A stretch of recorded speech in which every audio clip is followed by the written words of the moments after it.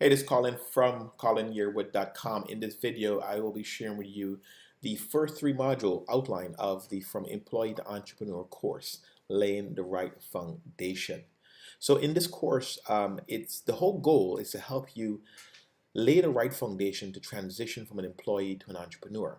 What I've found over the years is most people, first thing you do is jump into buying products and trying to learn strategy and tactics to build an online business and actually bypass the foundation that you should lay out.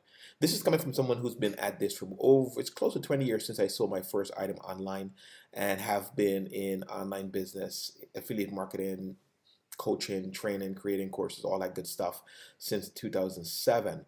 And have made a transition from an employee to an entrepreneur. What I've laid out in this course, and you'll get a overview coming up shortly. What I've laid out in this course lays the foundation and give you the right framework to build out your business as you move forward. Looking forward to sharing this with you. And as you dive into it, if you have any questions, feel free to leave a comment on this video, or you can reach me over at colinyearwood.com. Looking forward to connecting with you and helping you make that transition from employee to entrepreneur.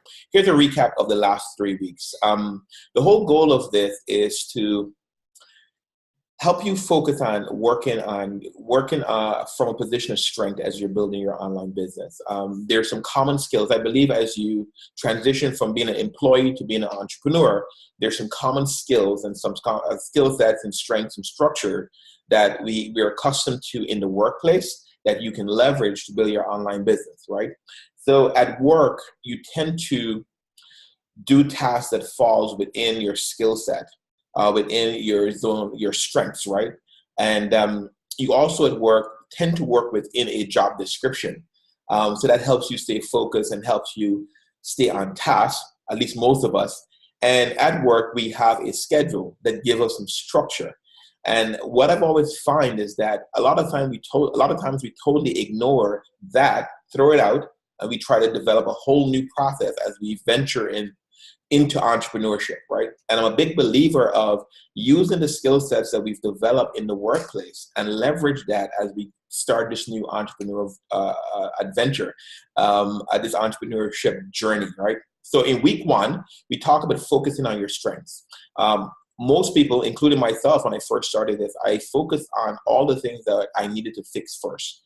You know, all the things I needed to improve to start my online business, all the things I need to get better at. And when we do so, I find that we're putting ourselves at a disadvantage. It tends to lead to overwhelm. It tends to lead to frustration. So in module number one, week number one, we talk about focusing on your strengths, focusing on all the things you're good at. And one of the things you can do to figure that out is just look at your workplace. What are the things you do well at work? What are the things you like doing best? Maybe even outside of work, hobbies that you have, interests that you have. What are those things that you like doing best?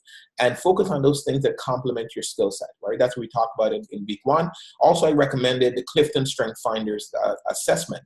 That's a great tool that helps give you direction and help you realize, here, these are the things I'm best at. Let me see how I can leverage this and start using that to build my online business. I think you start from a position of strength. In week number two, we talk about getting over the shiny object syndrome and developing focus. Shiny object syndrome basically is, for me, is a lot of times I find why people jump from product to product, idea to idea, is because many times we don't trust ourselves, right? Many times we're not confident in what we're doing, and that goes back to we're focusing on what we're not best at, and we're looking for an easier solution. In week number two, we talked about how to identify those emotions that drive those buying decisions. Usually you're buying multiple products or jumping into multiple things because that sales letter said something to you that made you feel that this is an easier way or this is exactly what I need. And a lot of times it's that emotional rush. You have a whole bunch of ideas as you read in the sales page as to, here, this is what I can do with this. Then you buy it and then nothing happens, right? And you're jumping from idea to idea. And we talk about how to get over that shiny object syndrome. One of the things is identifying those emotions that cause you to buy, identifying, what is it you're seeking out. And one of the things that a test that I shared in week number two is called the rear view mirror test. It's basically summing up. It's going back and looking at all your purchases over the last few months and making a note, making a list. Why did you buy it? What were you hoping to accomplish? What did you accomplish? And you'll be able to see some patterns there. So definitely go through week 2. It has been helpful to some people. I've got great feedback about that. And then last week, in week number 3, we talked about finding the time for your online business. One of the things I mentioned at the top, at work, we have a structure. When you go to work, there's some structure there. You know you have to be there for a set number of hours, and we make it happen, right? Many times we're trying to build our business and build and pursue entrepreneurship on the fly. We're trying to fit it into everything else and not creating that structure. So one of the biggest things I talked about in week number 3 and shared ideas on is how to develop a schedule that helps you build your online business or your whatever entrepreneurial adventure you're on, help you stay focused to that business with a schedule and some other tips I shared there on how to create structure to help you get better results. Planning and focusing on one single thing, right? So that's a quick recap of the previous 3 weeks.